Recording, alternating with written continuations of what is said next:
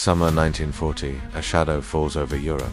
The relentless tide of Nazi steel has drowned Poland, and now France has collapsed. On the beaches of Dunkirk, the British army, battered and broken, has made a miraculous but humiliating escape.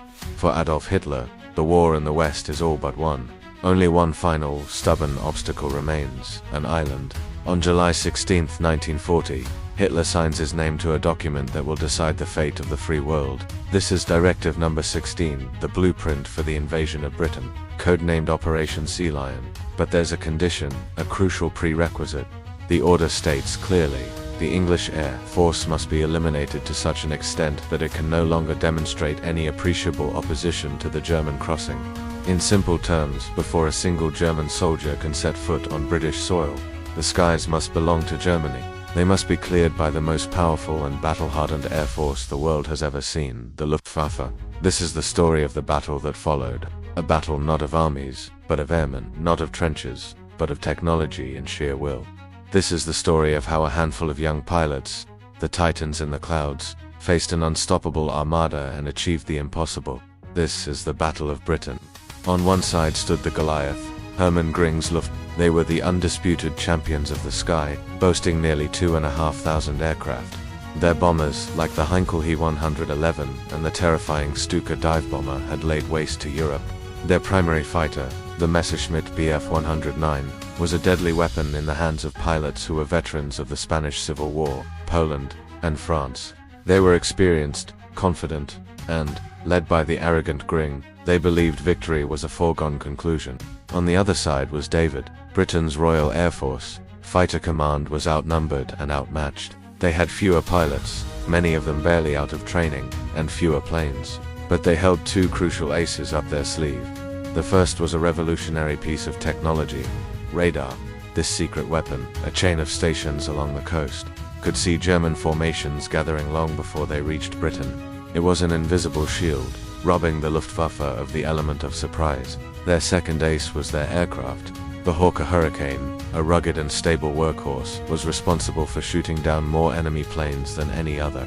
And then there was the Supermarine Spitfire, a masterpiece of engineering. It was a fast, agile and beautiful fighter that would become a symbol of British defiance. These pilots, drawn from across Britain, the Commonwealth, and occupied nations, were what Prime Minister Winston Churchill would immortalize as the few. The battle began not over cities, but over the grey waters of the English Channel. In what became known as the Chronicles or Channel battles, the Luftwaffe's primary goal was to cripple British shipping and lure the RAF into a battle of attrition over the open sea. They targeted convoys and ports, hoping to wear down fighter command. During these initial clashes, the RAF perfected its tactics. The slower but more numerous Hurricanes would often tackle the German bombers, their 8 machine guns proving devastatingly effective. Meanwhile, the faster, more agile Spitfires would climb high above to engage the deadly Bf-109 fighter escorts. It was a deadly dance in the sky, a brutal learning curve where every day brought new losses, but also new lessons. The RAF was bleeding, but it wasn't breaking. Göring was growing impatient. The RAF had to be destroyed on the ground.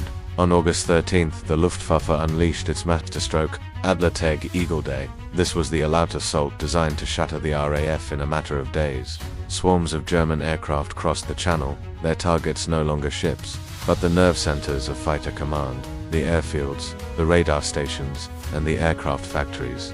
For the RAF, this was the most perilous phase of the battle. Pilots flew sortie after sortie, barely having time to refuel and rearm before being scrambled again. They were exhausted, flying against overwhelming odds. The ground crews worked miracles, patching up damaged aircraft under constant threat of attack.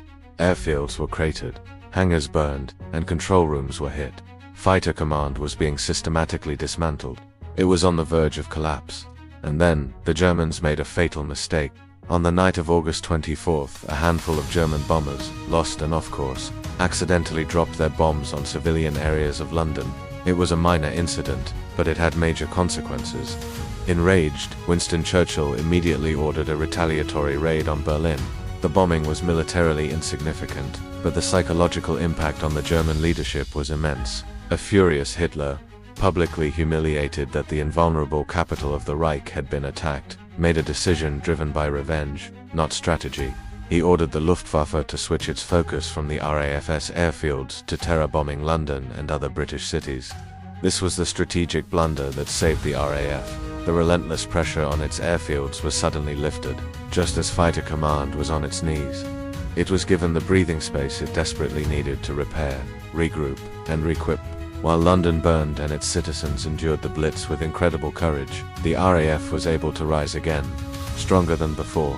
The German bombers now had to fly further. Their fighter escorts had limited fuel and time over the target, and they were flying directly into the most heavily defended airspace in the world. Hitler's quest for vengeance had given his enemy the very opportunity they needed to win. The climax came on September 15th, now known as Battle of Britain Day. The Luftwaffe launched 2 massive waves against London, believing the RAF was finished. Instead, they were met by a furious and determined defense. Every available Spitfire and Hurricane was thrown into the fray. The sky over southern England became a chaotic maelstrom of By the end of the day, the Luftwaffe had suffered unsustainable losses. They had thrown everything they had at the RAF, and it wasn't enough. They had failed to gain control of the skies. 2 days later, Operation Sea Lion, the invasion of Britain, was postponed indefinitely. It would never happen. Hitler had suffered his first major military defeat. The tide of the war had begun to turn. The human cost was immense. Nearly 1,500 Allied aircrew were killed or wounded, and the Luftwaffe lost over 2,500 of its most experienced men.